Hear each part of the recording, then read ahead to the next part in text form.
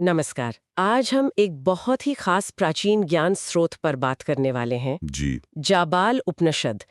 ये यजुर्वेद से जुड़ा है और सुना इसकी अहमियत इतनी है कि श्री राम ने भी मतलब हनुमान जी से इसकी चर्चा की थी। जी हाँ, ये बात प्रचलित है और ये इसकी गहराई को दिखाता है। तो हमारे पास जो स्रोत हैं वो इसी उपनिषद के कुछ पहलुओं पर रोशनी डालते हैं। हाँ। तो आज कोशिश रहेगी कि हम समझें कि आत्मा क्या है, ध्यान और भक्ति का क्या मतलब है इसमें, और वो जो परम लक्ष्य है मोक्ष, मोक्ष है, बिल्कुल। वो कैसे पाया जा सकता है। जाबाल उपनिषद इस पर क्या कहता है। सही। और शुरुआत के लिए एक विचार जो शायद इसका सार है, आत्मा ही असल प्रकाश है। हाँ, जो अपने अंदर इसे खोज लेता है वही सच्चा ज्ञानी है। बिल्कुल सही शुरुआत है ये। जाबाल उपनिषद, जैसा आपने बताया, वो जो मुक्तिका उपनिषद की 108 उपनिषदों की सूची है, हाँ हाँ। उसमें शामिल है। अच्छा। और ये सिर्फ कोई फिलॉसफी की किताब नहीं है, ये तो मतलब जो साधक हैं, जो खुद को खोजना चाहते हैं, उनके लिए एक गाइड जैसी है। हाँ। तो आज हम कोशिश करेंगे इसके जो मूल संदेश हैं, आत्मा की असलियत क्या हाँ। है ना? जीवन का लक्ष्य मोक्ष ही क्यों? हाँ।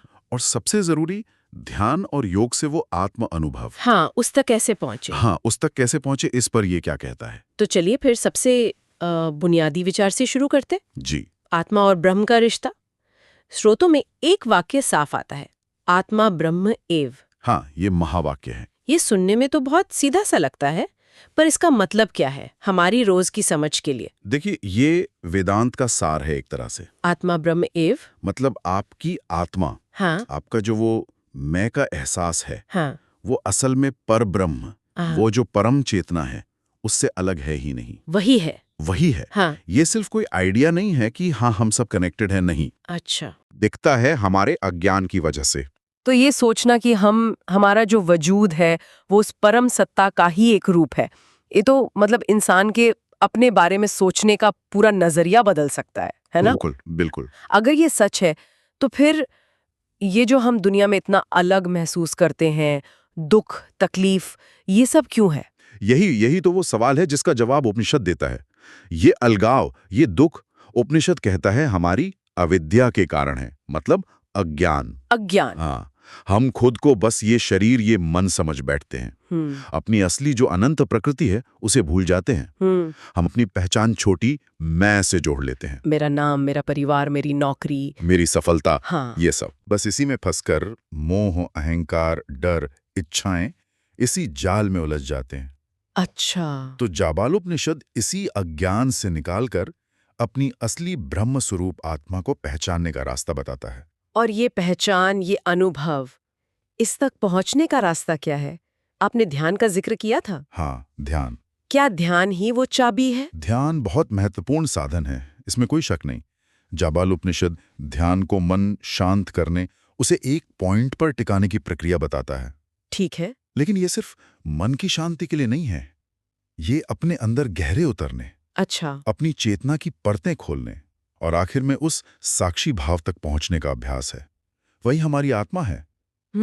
उपनिषद में जैसे सरल तरीके बताए हैं, जैसे अपनी सांस पर ध्यान टिकाना। सांस पर, हाँ। हाँ, जब लगातार करते हैं तो मन के विचार शांत होते हैं और हम अपने बाहरी रूप से हटकर अंदरूनी केंद्र के पास आने लगते हैं।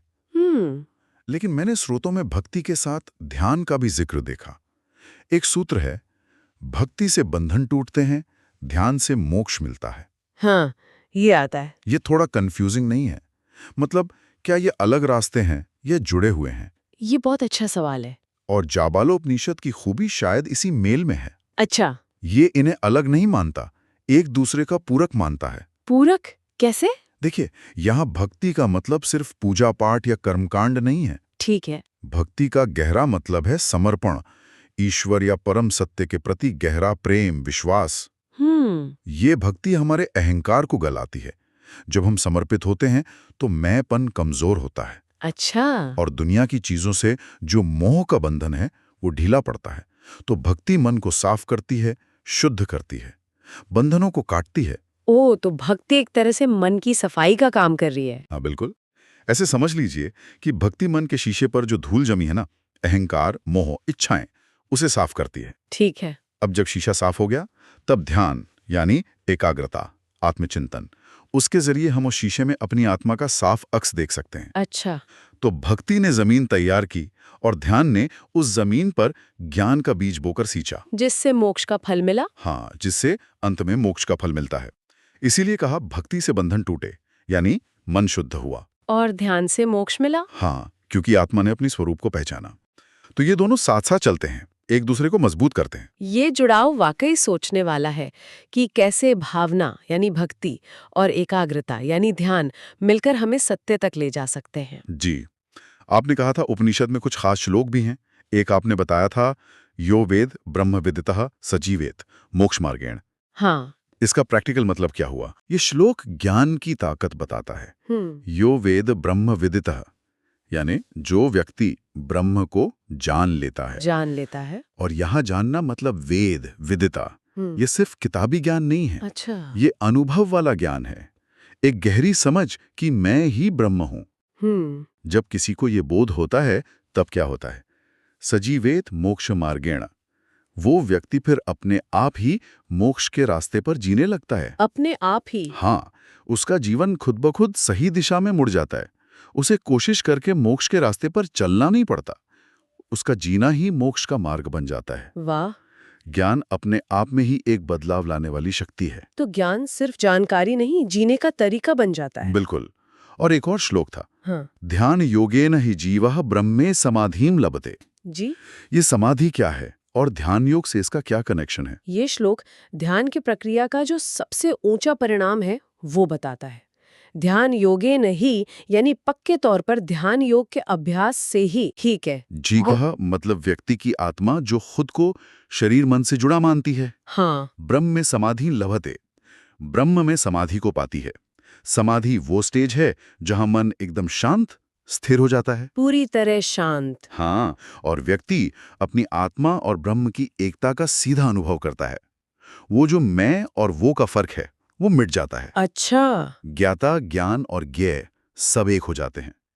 तो ये श्लोक साफ करता है कि ब्रह्म ज्ञान या आत्म साक्षात्कार कोई अचानक होने वाली घटना नहीं है। नहीं, ये ध्यान योग के लगातार डिसिप्लिन्ड अभ्यास का नतीजा है। साधना करनी पड़ती है। तो ये जो इतने गहरे दार्शनिक विचार हैं, आत्मा ब्रह्म एक है, ध्यान भक्ति का रास्ता, समाधि की अवस्था, ये हजारों साल पुरानी बातें आज की हमारी जिंदगी में जो इतनी तेज है, इतनी तनाव भरी, हाँ, इसमें कैसे फिट होती हैं? क्या ये उपनिषद हमें रोज की भागदौड़ के लिए भी कुछ देता है? प्रिंसिपल्स की बात करता है, वो टाइमलेस हैं।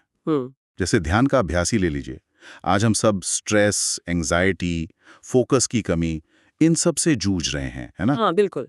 रोज सुबह सिर्फ 10-15 मिनट निकालकर अपनी सांस पर ध्यान लगाना, ये सरल सा अभ्यास भी मन शांत करने, कंसंट्रेशन बढ़ाने, इमोशनल बैलेंस लाने में गजब का काम कर सकता है। सिर्फ 10-15 मिनट? हाँ, ये उपनिषद की शिक्षा का सीधा प्रैक्टिकल यूज है। और ध्यान के अलावा? इसके अलावा उपनिषद नैतिक मूल्यों पर जोर देता है।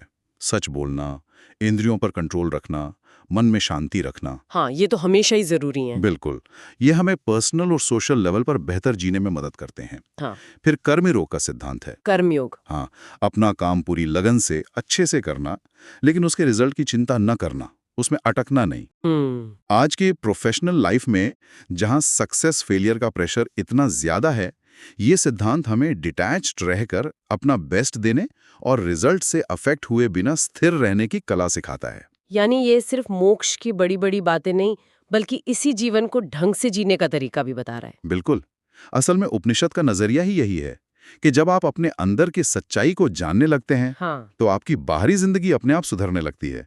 आप ज्यादा शांत, बैलेंस्ड, दयालु और पर्पसफुल हो जाते हैं। अच्छा। जैसे एक सूत्र कहता है, जहां आत्मा जागृत होती है, वहां जीवन का हर पल दिव्यता बन जाता है। हर पल दिव्यता? हाँ, इसका मतलब है कि रोज के साधारण काम भी अगर सही समझ और सही भाव से किए जाएं, तो वो साधना बन जाते हैं। जैसे खाना बनाना, ऑफिस का काम, परिवार का ध्यान रखना, सब कुछ आत्मविकास का मौका बन सकता है, अगर हम अपनी चेतना को जगाए रखें।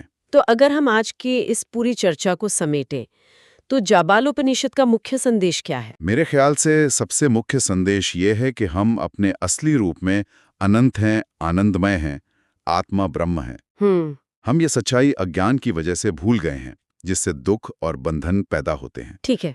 इस अज्ञान को मिटाने और अपने असली स्वरूप को फिर से पाने का रास्ता है भक्ति से मन को शुद्ध करना और ध्यान से अपनी चेतना को गहरा करना। भक्ति और ध्यान। हाँ, ये रास्ता हमें जीवन के परम लक्ष्य मोक्ष यानी जन्म मरण के चक्कर से मुक्ति और परमानंद तक ले जाता है। संक्षेप में कहें तो ये उपनिषद हमें अपने अंदर झांकने, हाँ, अपनी अनंत संभावनाओं को पहचानने और उन्हें सच करने का बुलावा देता है। ये एक बहुत ही शक्तिशाली और उम्मीद जगाने वाला संदेश है। ये याद दिलाता है कि शांति और शक्ति कहीं बाहर नहीं, हमारे अपने अंदर ही है। बिल्कुल सही। और इसी बात पर हम सुनने वालों के लिए एक विचार छोड़ सकते हैं। हाँ, जरूर। अगर हम इस बात को गहराई से समझें कि हमारी आत्मा और ये पूरा ब्रह्मांड एक ही परम चेतना ब्रह्म के रूप हैं, तो इस समझ को हम अपनी रोजमर्रा की जिंदगी में कैसे उतार सकते हैं? अपने हर काम में, हर रिश्ते में, हर सोच में इस एकता के एहसास को कैसे जी सकते हैं? दूसरों के साथ हमारे बर्ताव में, प्रकृति को देखने के हमारे नजरिए में और खुद अपनी मुश्किलों का सामना करने के तरीके में ये समझ क्या बदलाव ला सकती है? ये सचमुच एक गहरा सवाल है जिस पर सोचा जा सकता है। ये दिखाता है कि उपनिषदों का ज्ञान सिर्फ पढ़ने सुनने के लिए नहीं है, जी हाँ, बल्कि जीवन में उतारने के लिए है।